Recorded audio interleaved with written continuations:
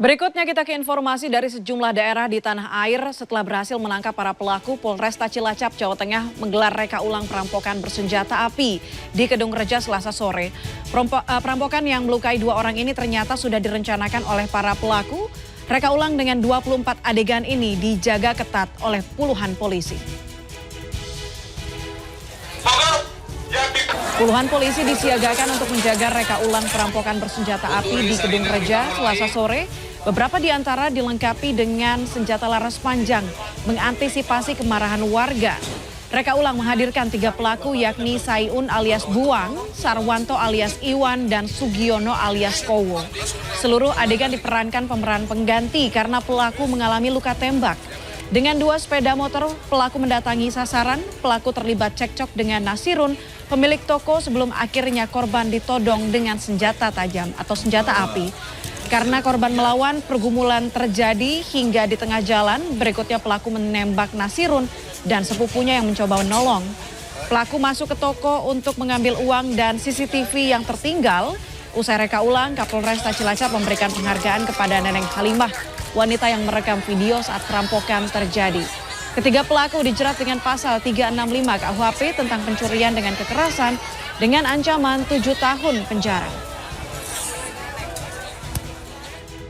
Berikutnya ada protes relokasi pedagang. Relokasi terhadap para pedagang yang berjualan di belakang pasar Lakesi, Kota Parepare, Sulawesi Selatan pada Rabu 5 April 2023 kembali gagal. Pedagang melakukan perlawanan dan bersikeras tetap berjualan meskipun lapak mereka dibongkar.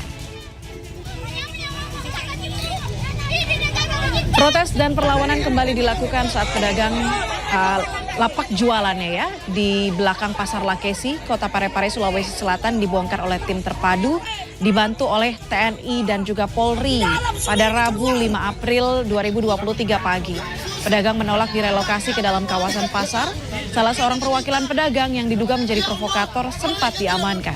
Ia sempat bersih tegang dengan kepala pasar. Pedagang juga menolak direlokasi karena lapak yang disediakan ini di dalam pasar dianggap sempit dan memiliki sekat yang menghalangi pandangan penjual serta pembeli. Setelah bernegosiasi, disepakati sekat yang ada akan dibongkar dan relokasi akan kembali dilakukan pada Sabtu pekan ini. Penertiban dilakukan karena pedagang menempati jalan dan lahan parkir pasar yang dinilai mengganggu ketertiban. Berikutnya, hati-hati saat memberi uang koin di kapal feri saat Anda mudik ke Sumatera. Di Banten, nasib naas dialami anak koin di Pelabuhan Merak. Demi mendapatkan koin yang dilempar oleh penumpang kapal, ia harus kehilangan nyawa saat meloncat ke laut.